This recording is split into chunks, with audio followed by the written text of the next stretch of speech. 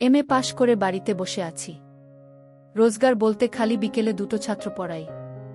হঠাৎ করে একদিন কলকাতা থেকে আমার এক দুঃসম্পর্কের মামা মাকে ফোন করে খোঁজখবর নিতে গিয়ে জানতে পারল যে আমি চাকরি না পেয়ে বেকার হয়ে বাড়িতে বসে আছি আর হতাশায় ভুগছি। মামা মাকে প্রস্তাব দিল, সাগর যখন কোনো কাজকর্ম করে না তখন আমার কাছে পাঠিয়ে দে, ও আমাকে ব্যবসায় সাহায্য করবে। আমার একটা বিশ্বাসী লোক দরকার। সাগরকে বিশেষ কিছু করতে হবে না, খালি আমার কর্মচারীদের উপর নজর রাখবে। আমি সব দিক একা সামলাই আর সেই সুযোগে অনেকে ফাঁকি মারে। সাগর এলে ওদের ফাঁকি মারা বন্ধ হয়ে যাবে। ও অফিস সামলালে আমিও ঠিকমতো অন্য সব দিক দেখতে পারব, ব্যবসাটাকে বাড়াতে পারব। মা অমনি সানন্দে রাজি হয়ে গেল। উত্তম মামার কোনো ছেলে নেই, একটাই মেয়ে। বছর 3 আগে সে উচ্চমাধ্যমিক পাশ করার পর এক অনাবাসী ভারতীয়ের সাথে 3 মাস ইন্টারনেটে প্রেম করে তারপর বিয়ে করেছে। এখন আমেরিকায় থাকে। মা আমাকে ডেকে বলল, তুই কলকাতায় চলে যা, উত্তমের কাছে গিয়ে থাক, ওকে ওর ব্যবসায় সাহায্য কর। জানিস তো ওর পরিবহনের ব্যবসা আছে, নতুন ব্যবসা, তবে মস্ত বড়, প্রচুর লাভ। ওরা খুব বড় লোক, অগাধ টাকা। তোর কোনো কষ্ট হবে না, খুব যত্নে থাকবি। পরদিন আমি কলকাতায় চলে এলাম। অনেকদিন বাদে উত্তম মামার বাড়িতে এলাম। শেষ এসেছিলাম মামাত বোনের বিয়েতে। সেই সময় 1 সপ্তাহ কাটিয়ে গেছিলাম। তখন মামা চাকরি করত। আমি বাড়ি ফিরে যাবার মাস 6 বাদেই শুনলাম মামা চাকরি থেকে স্বেচ্ছা অবসর গ্রহণ করে পরিবহনের ব্যবসা শুরু করেছে। এই 2.5 বছরে প্রচুর পয়সা রোজগার করেছে। মামার বাড়ি গিয়ে তাই আমার তাক লেগে গেল। একতলা বাড়িটা 3 তলা হয়ে গেছে। পুরোটাই মার্বেল ফ্লোরিং আর প্যারিস করা। জানলা দরজা সব সেগুন কাঠের, বাইরেটাও সাদা রং করা। একতলায় 3টে ঘর ছিল, তাদের মধ্যে 2টোকে ভেঙে বড় একটা ড্রয়িং রুম করা হয়েছে। তৃতীয় ঘরটাকে গেস্ট রুম করে দেওয়া হয়েছে। পাশের রান্নাঘর আর বাথরুমটাকে জোড়া দিয়ে একটা বিরাট বাচাঘর করা হয়েছে। দোতলা আর 3 তলা পুরো নতুন। দোতলায় সামনের দিকে একটা টানা ঝুল বারান্দা। বারান্দা পেরোলেই 2টো বড় বড় বেডরুম। 2টোর সাথেই সংলগ্ন বাচাঘর আছে। দোতলা আর একটা ঘর আছে, সেটাকে মনে হয় রিডিং রুম হিসেবে ব্যবহার করা হয়। ঘরের ভেতরে একটা বড় বই রাখার আলমারি ছাড়াও একটা বিরাট মনিটর সমেত কম্পিউটার রাখা। দোতলায় একটা মস্ত বড় রান্নাঘরও রয়েছে। 3 তলাটা একটু অদ্ভুত। প্রথমত প্রাচীর তুলে পুরোটা ঘেরা হয়নি। সামনের দিকে প্রায় 12 ফুটের মতো জায়গা ছেড়ে রাখা হয়েছে। অবশ্য অনাচ্ছাদিত জায়গাটাকে 3 পাশে লোহার রেলিং দিয়ে ঘিরে রাখা হয়েছে। বাকি ছাদের তলায় সম্পূর্ণ জায়গাটাকেই একটা বিশাল বড় হোলঘরে পরিণত করা হয়েছে। হোলঘরের একদিকে রয়েছে বিশাল একটা এলসিডি টিভি আর একটা মিউজিক সিস্টেম, আর ঠিক তার বিপরীত দেওয়ালে 2টো গদিওয়ালা দামি বড় সোফা আর একই সেটের 2টো গদিওয়ালা বড় চেয়ার রাখা। মামার বাড়ির প্রতিটা ঘরে এসি লাগানো, এমনকি হোলঘরটাও বাদ যায়নি। বিশাল বড় বলে ওটাতে তো 2টো এসি লাগানো রয়েছে। এছাড়াও উত্তম মামার 2টো ব্যক্তিগত গাড়ি আছে, 2টোই খুব দামি। একটা মামি ব্যবহার করে। মামি গাড়ি চালাতে পারে না বলে মামা একটা গার্ডওয়ান রেখেছে। বাড়িতে 3টে চাকর, 2টো ঠিকে ঝি আর একটা দিনরাতের কাজের মেয়ে। গোটা বাড়িটা ধনাঢ্যতার আলোতে ঝলমল করছে। মামার এত রমরমা দেখে আমার মনটা ঈর্ষা ভরে উঠল। উত্তম মামা মাত্র 2 বছর ব্যবসা করে এমন একটা পেল্লায় বাড়ি বানিয়ে ফেলল, আর আমার বাবা সারাটা জীবন কেরানিগিরি করেও সরকারি অফিস কোয়ার্টার থেকে বেরোতে পারল না। মামার বাড়ি পৌঁছে প্রথমেই আমি মামার পা ছুঁয়ে প্রণাম করলাম। কলকাতা শহরে আজকাল ছোটদের কাছ থেকে প্রণাম পাওয়াটা বড় দুর্লভ। তাই মামা বেশ সুন্দরভাবে আমাকে স্বাগত জানাল। আর আয়, ভেতরে ঢোক, ওসব প্রণাম টোনাম পরে করবি, আগে একটু জিডিয়ে নে। অনেকদিন বাদে এলি, বাড়িটা চিনতে কোনো কষ্ট হয়নি তো? কতদিন পর তোকে দেখলাম। কেমন আছিস তুই? আমি ভালো আছি মামা, তুমি কেমন আছো? তোমার ব্যবসা কেমন চলছে? ব্যবসা? সেই জন্যই তো তোকে ডেকে নিয়ে এলাম। ব্যবসাটাকে বাড়াতে চাই বুঝলি, কিন্তু গাড়ির ব্যবসাতে অনেক কাজ, সবসময় এটা সেটা লেগেই থাকে। আমাকে চারদিক একা সামলাতে হয়। কিন্তু এত বড় একটা ব্যবসা কি আর একা সামলানো যায়? তুই বল। তাই তো তোর মাকে বললাম যে তোকে পাঠিয়ে দিতে। তুই আমাকে একটু সাহায্য করবি। তেমন কোনো কষ্টকর কাজ না। শুধু আমার ফাঁকিবাজ কর্মচারীগুলোর উপর নজরদারি রাখা, যাতে ওরা ফাঁকি মারতে না পারে। তুই ওদের উপর নজর রাখলে আমি একটু নিশ্চিন্ত মনে ক্লায়েন্টদের সাথে কারবার করতে যেতে পারব। যেদিন ক্লায়েন্টদের সাথে আমার মিটিং থাকে সেদিন আমার কর্মচারীরা কাজে বড় বেশি ঢিলে দেয়। তাতে ব্যবসার বড় ক্ষতি হয়। এবারে তুই এসে গেছিস। তুই এবার থেকে লক্ষ্য রাখবি যাতে ওরা আর 1 মিনিটের জন্য ফাঁকি দিতে না পারে। কি রে, পারবি তো? হ্যাঁ মামা, খুব পারব। এ আর এমন কি শক্ত কাজ? তুমি নিশ্চিন্তে থাকো। তা মামা, মামি কই? মামিকে দেখছি না। তোর মামি একটু বেরিয়েছে। সময় হয়ে এলো। এই এক্ষুনি এসে পড়বে। বলতে বলতেই মামি এসে পড়ল। মামিকে দেখে আমি হা হয়ে গেলাম। অতিরিক্ত সুখে থাকার পরিচয়। মামি এমনিতেই খুব সুন্দরী। তার উপর গায়ের গতি দ্বিগুণ বেড়ে যাওয়ায় রূপ আরও খুলেছে। সাজসজ্জার ধরনধারণও অনেক পাল্টে ফেলেছে। শাড়ি পরেছে, তবে ডিজাইনার। মামির ছিনাল রূপ মামার ঝকঝকে 3তলা বাড়ির থেকে অনেক বেশি আকর্ষণীয়। আমার জিভে জল চলে এলো। ভেবে পেলাম না মামিকে এমন পোশাকে বাইরে বেরোতে মামা কি করে অনুমতি দিল। মামাদের রকমস্কম খুবই পাল্টে গেছে। ওরা অতিরিক্ত আধুনিক হয়ে উঠেছে। বুঝলাম এ বাড়িতে থাকতে হলে আমাকেও ওদের সাথে তালে তাল মিলিয়ে চলতে হবে। অতি তাড়াতাড়ি কলকাতার অত্যাধুনিক সংস্কৃতির সাথে মানিয়ে নিতে হবে। মামারা এখন সমাজের উঁচু মহলের বাসিন্দা। সেই উচ্চমহলে চলতে ফিরতে হলে নিজেকে খুব দ্রুত ওদের উপযোগী করে তুলতে হবে। মামি ঢুকতেই আমি হাসি মুখে প্রশ্ন করলাম, কেমন আছো মামি? এত মুটিয়ে গেলে কিভাবে? আর বলিস না রে, গত বছর আমেরিকা গেছিলাম। ওখানকার জলহাওয়া এত ভালো, এতই তাজা যে 2 মাসেই মোটা হয়ে গেছি। তুই কেমন আছিস? তোকে দেখেও তো মনে হচ্ছে তুই বেশ ওয়েট পুট অন করেছিস। বাড়িতে বসে থাকলে সবার গায়ে মাংস লেগে যায় মামি। হি হি, তা ভালোই হয়েছে। ওয়েট গেইন করে তোর চেহারাটা অনেক খুলেছে। তুই রেস্ট নে, আমি একটু ফ্রেশ হয়ে আসি। মামি ঠিকই বলেছে। কলেজে পড়ার সময় থেকে আমি আবার খুব স্বাস্থ্য সচেতন হয়ে পড়ি। জিমে ভর্তি হই। একটা সময় নিয়মিত 2-3 ঘন্টা করে জিম করতাম। এখন রোজ যোগ ব্যায়াম করি, পাওয়ার যোগা। আজকাল যোগের এই নতুন ধরনটা খুব চলছে। তবে জিমের অভ্যাসটা ছাড়তে পারিনি। আমার কিছু লোহার সরঞ্জাম রয়েছে, বারবেল ডাম্বেল জাতীয়। সেগুলো দিয়ে বাড়িতেই একটু বুক হাত পা মেরে নি। ওইসব মেরে মেরে আর পাওয়ার যোগা করে করে চেহারাটা বেশ শক্তপোক্ত বানিয়ে ফেলেছি। যাকে বলে পুরোপুরি পেশিবহুল শরীর। মা মজা করে বলে দৈত্য। তবে মজার মধ্যে একটা চাপা গর্ববোধ লুকিয়ে আছে। এই দেহটাকে নিয়ে আমারও গর্ব কিছু কম নয়। এই বলিষ্ঠ দেহের জন্য এলাকার সকল মেজমহিলারা আমাকে খুব পছন্দ করে। শরীর বানানোর পর অনেকের সাথে আমি প্রেম করেছি। কয়েকজনের সাথে তো আমি রীতিমতো গভীর সম্পর্কে জড়িয়ে পড়ি। আমার আবার রোগাসোগা কমবয়সী মেয়ের থেকে মোটাসোটা মহিলাই বেশি পছন্দ। পরদিন সকালে ঘুম থেকে উঠে সদ্য যোগ শেষ করে ফ্রি হ্যান্ড শুরু করেছি, এমন সময় ঘরের দরজার দিকে আমার চোখ গেল। দেখি দরজায় ঠেস দিয়ে দাঁড়িয়ে মামি মুগ্ধ চোখে আমার ব্যায়াম করা দেখছে। সকাল সকাল আমার ঘরের দরজায় মামিকে দেখে আমি কয়েক সেকেন্ডের জন্য মেরে গেছিলাম। কিন্তু চট করে নিজেকে সামলে নিয়ে জিজ্ঞাসা করলাম, আরে মামি, তুমি কখন এলে? দেখতে পাইনি তো। ঘুমটা হঠাৎ করে ভেঙে গেল।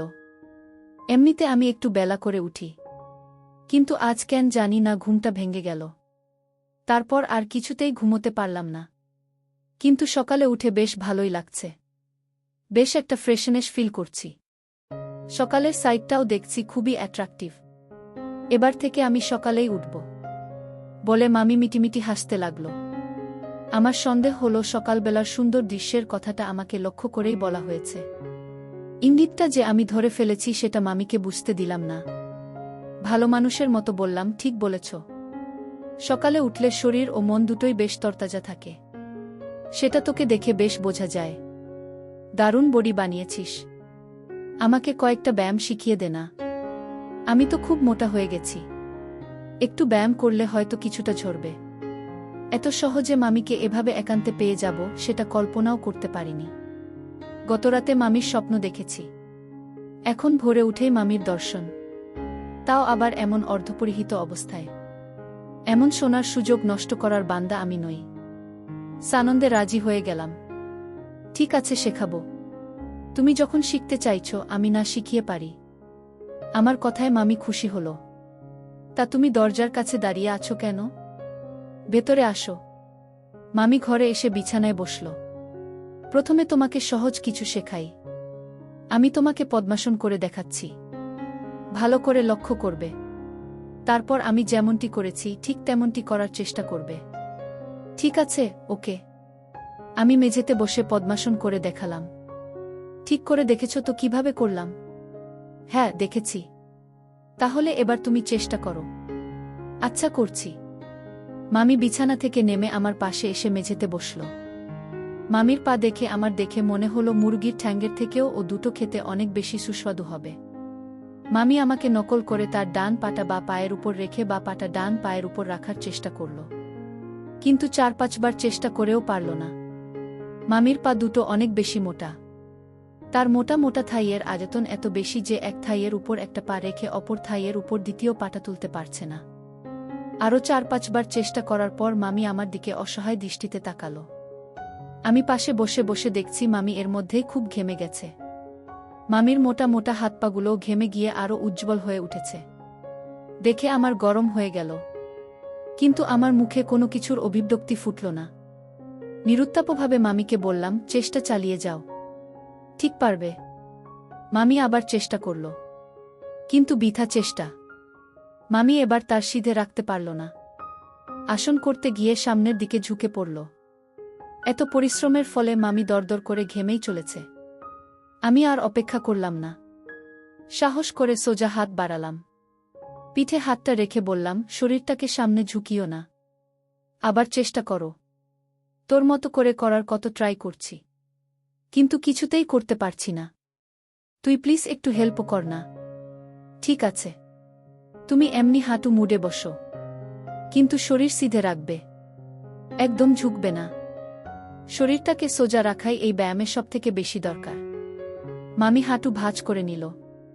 আমি আমার ডান হাতটা মামির বাঁ কাঁধে রেখে মামিকে পিছন দিকে চাপ দিলাম, যাতে করে মামি তার দেহটাকে সোজা রাখতে পারে।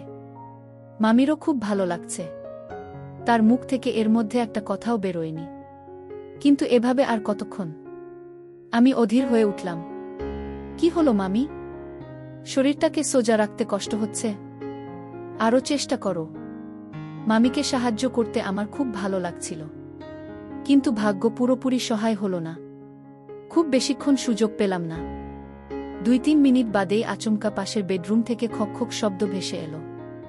মামা ঘুমের মধ্যে কাশছে। মামার কাশির আওয়াজ শুনে ধরা মামি তৎক্ষণাৎ ধড়মড় করে উঠে দাঁড়াল। আমিও তার সাথে সাথে উঠে দাঁড়ালাম। ততক্ষণে মামি নিজেকে সামলে নিয়েছে। তার মুখে দুষ্টু হাসিটা ফিরে এসেছে। আজ আর শিখতে পারবো না। তোর মামা এক্ষুনি উঠে পড়বে। উঠেই তাড়া লাগাবে। আজ তুই তো তোর মামার সাথে অফিস যাবি। আমি কাল আরও একটু সকাল সকাল উঠে তোর কাছে ব্যায়াম শিখতে আসব। তুই কাল তাড়াতাড়ি উঠে পড়িস। কথাটা বলে মামি তাড়াহুড়ো করে ঘর ছেড়ে বেরিয়ে গেল। আমিও আর দেরি না করে আমার ঘরের সংলগ্ন বাচ্চাঘরে ঢুকে পড়লাম। এখনই একটা ছোট্ট কাজ সারার ভীষণ প্রয়োজন। বাচ্চাঘর থেকে স্নানটান সেরে বেরোতে বেরোতে 9টা বেজে গেল। চটপট নাস্তা করে উত্তম মামার সাথে অফিসে বেরিয়ে পড়লাম। কাছেই অফিস। গাড়িতে মিনিট 10 লাগল। সত্যি সত্যি অফিসে আমাকে বিশেষ কিছুই করতে হলো না। কেবল ঘুরে ঘুরে অফিসের স্টাফেদের উপর নজর রাখা আর মাঝে মধ্যে টেলিফোন ধরা। আমি পরিবহনের কাজের কিছু জানি না, তাই ফোনগুলো শেষমেশ সব মামাকেই হস্তান্তরিত করে দিলাম। তবুও তাড়াহুড়োর মাঝে 1 মিনিটের জন্য হলেও টেলিফোন ধরে মামার সময় কিছুটা বাঁচাতে লাগলাম। কাজকর্মে আমার স্বতঃস্ফূর্ততা দেখে মামা খুবই প্রভাবিত হল। ভালো কাজের পুরস্কার হিসাবে আমাকে আজ কোনো ভালো রেস্তোরাঁ ডিনার খাওয়াবে বলে কথা দিল। বিকেলের দিকে চাপ কমে গেল। আমি আর মামা সন্ধ্যা 7টার মধ্যে বাড়ি ফিরে এলাম। বাইরে ডিনার করার কথা মামা মামিকে আগেই জানিয়ে দিয়েছিল। আমরা গিয়ে দেখলাম মামি বেডরুমের দরজা ভিজিয়ে সাজছে। মামা বেডরুমে ঢুকে গেল। আমিও পোশাক বদলাতে নিজের ঘরে ঢুকে পড়লাম। পোশাক পরিবর্তন করার আগে বাচ্চাঘরে গেলাম। একটা জিন্স আর টি-শার্ট গায়ে চড়িয়ে নিলাম। আমার জামাকাপড় পরতে বেশি সময় লাগে না। মামা মামির কিন্তু হয়নি। আমি স্টাডি রুমে গিয়ে কম্পিউটার খুলে ইন্টারনেট সার্ফ করতে লাগলাম। আধ ঘন্টা বাদে মামা মামি দুজনেই একসাথে বেডরুম থেকে বেরোল। মামা কালো স্যুটটাই পরেছে। যদিও মামা খুব হাসিখুশি মানুষ, কিন্তু স্যুট পরায় চেহারায় গাম্ভীর্য চলে এসেছে। বেশ একটা ভারিক্কি ভাব। কিন্তু আমার গুরুগম্ভীর মামাকে কেউ লক্ষ্য করবে না, কারণ আমার সুন্দরী মামি একটা গাঢ় নীল রঙের স্বচ্ছ সিফন ডিজাইনার শাড়ি পরেছে। আমার সকালবেলার কথা মনে পড়ে গেল। আমি চটপট নিজেকে সামলে নিলাম। এখন ফুলে গেলে একটা কেলেঙ্কারি হবে। আর এমনিতেও আমি লক্ষ্য করেছি মামি যতই নরম কাপড় চোপড় পরুক আর সকালে এসে আমার সেবা নিক, মামার সামনে কিন্তু সৎ হয়ে থাকতেই পছন্দ করে। হয়তো সেই কারণে মামা মামির উপর কোনো সন্দেহ করে না, তাকে এমন পোশাক আশাকে বাইরে বেরোতে দেয়। তাই আমি জানি মামার সামনে হাত দেবার সুযোগ খুব একটা পাব না। আমরা মামার গাড়িতে উঠে বসলাম। আমি মামার সঙ্গে সামনের সিটে বসলাম। মামি গিয়ে পিছনের সিটে একা বসল। আমরা আসলে কোনো রেস্টুরেন্টে নয়, পার্ক স্ট্রিটে একটা নামকরা পাবে যাব। কলকাতার রাস্তাঘাট কোনোকালেই খুব একটা ফাঁকা থাকে না, তাই সল্টলেক থেকে গাড়ি করে পার্ক স্ট্রিট পৌঁছতে আধ ঘন্টা লাগল। পাবে পৌঁছেই মামা ড্রিঙ্কসের অর্ডার দিল, সাথে চাট হিসাবে চিকেন তন্দুরি নিল।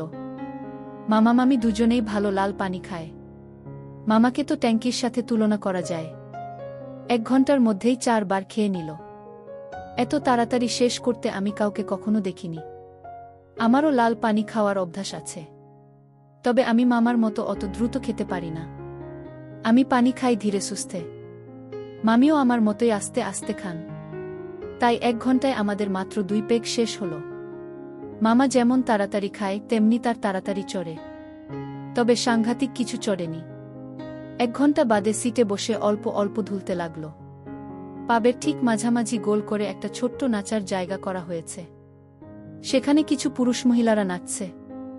মামির শখ হলো সেও নাচবে, কিন্তু মামার লাল পানি ছেড়ে ওঠার কোনো ইচ্ছে নেই। আজ খুব খাটাখাটনি গেছে, শরীরটা ভীষণ টায়ার্ড। তুমি সাগরকে নিয়ে যাও, আমি এই বেশ ভালো আছি। আমার মনটা উৎফুল্ল হয়ে উঠল। ভেবেছিলাম আজ আর কিছু হবে না, কিন্তু মেঘ না চাইতেই জল। কুসুযোগ মামাই আমাকে দিচ্ছে, কিন্তু একটা সমস্যা আছে। আমি নাচতে জানি না।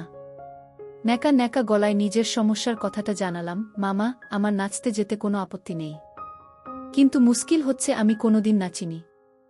আমার কথা শুনে মামা হা হা করে হেসে দিল। আরে ওটা কোনো ব্যাপার না, এখানে কেউই তেমন নাচতে পারে না। তুই খালি কোমর দোলাবি, তাহলেই হবে। এবার মামি বলে উঠল, তোর চিন্তা নেই, তোকে কেউ লক্ষ্য করবে না। সবাই নিজের ডান্স পার্টনার নিয়েই ব্যস্ত থাকে। অন্যরা কে কি করছে কিচ্ছু দেখে না। এমনিতেই জায়গাটা অন্ধকার, তুই তাই যা ইচ্ছে করতে পারিস। মামির কথার লুকোনো অর্থটা বুঝতে আমার অসুবিধা হলো না, তবে মামা কিছু ধরতে পারল না।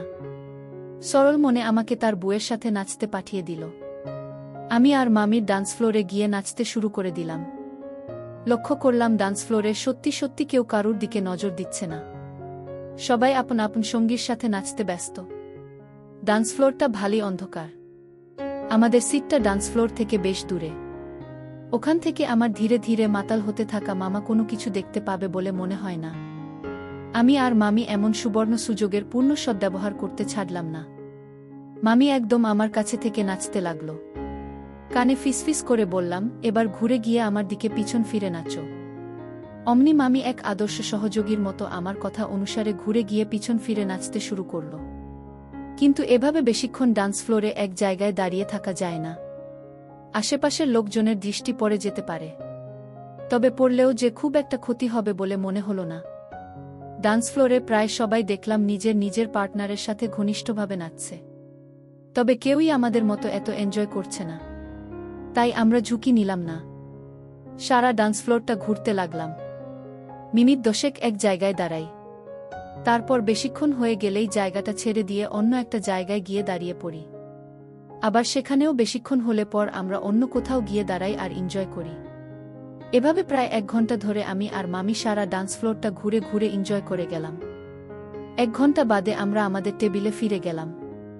গিয়ে দেখলাম মামা তাল হয়ে সিটে বসে ঢুলছে। আমাদের অনুপস্থিতির সুযোগ নিয়ে আরও 6 বার লাল পানি গলাধ্যকরণ করেছে। আমি আর মামি সিটে বসলাম। ডান্স ফ্লোরে ভিড়ের মধ্যে এতক্ষণ ধরে হুটোপাটি করে দুজনেই বেশ ঘেমে গেছি। মামি কিছুটা হাঁফিয়ে গেছে, বড় বড় নিঃশ্বাস টানছে। দুজনেরই পিপাসা পেয়ে গেছিল, তাই আরও 2 গ্লাস লাল পানি খাওয়া হলো। মামাও খেল। এত খেয়ে মামা প্রায় বেহুশ হয়ে পড়ল।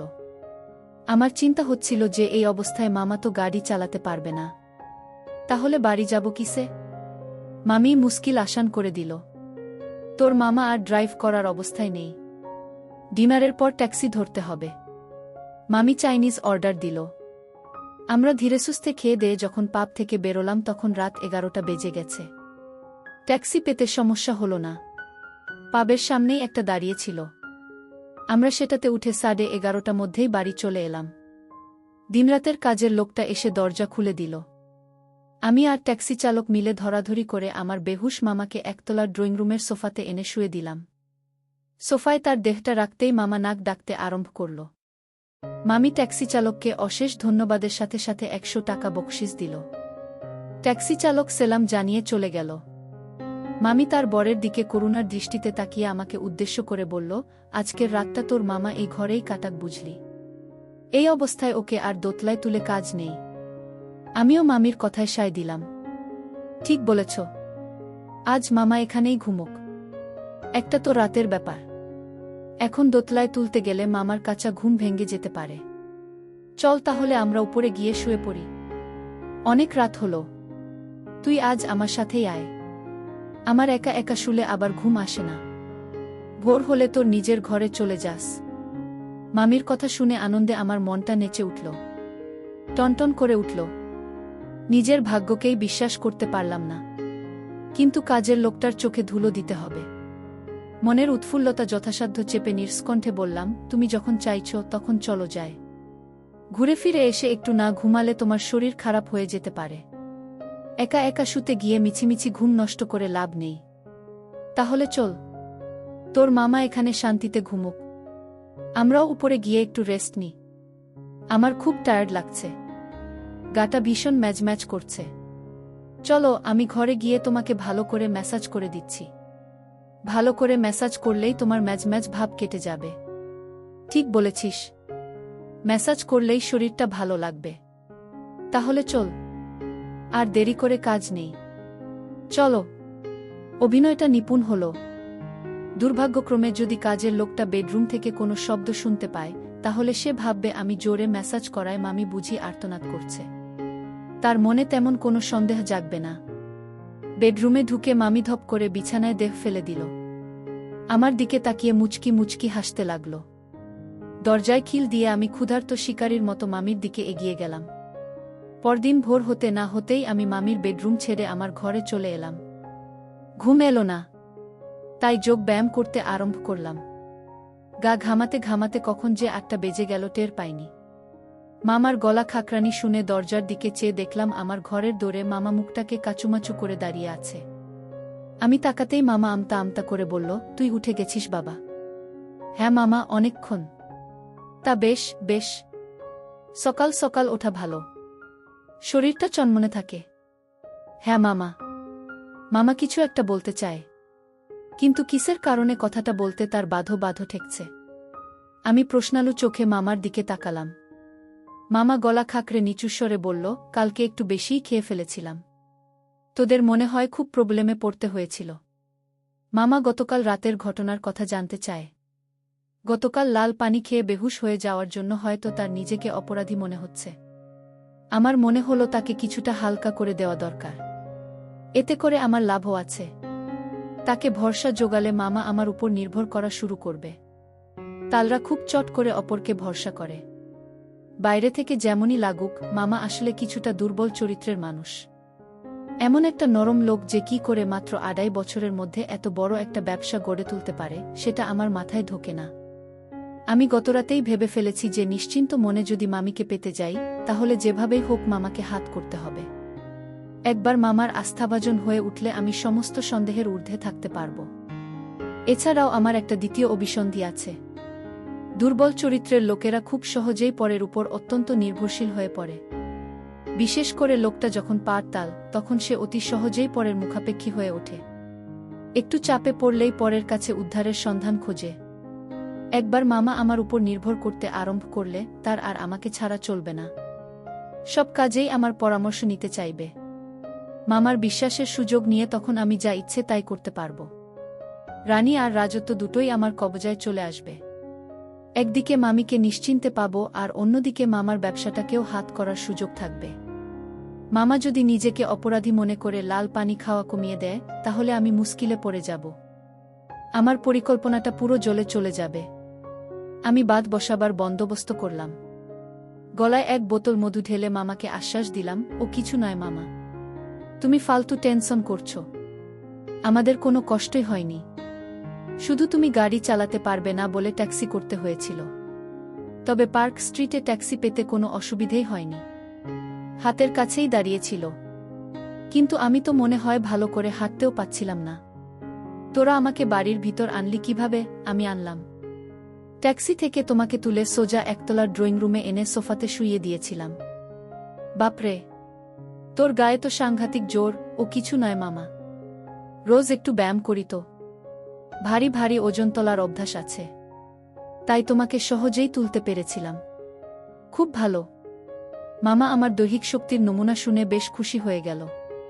কিন্তু তার অস্বস্তিটা সম্পূর্ণ দূর হল না, কারণ অবশ্যই মামি।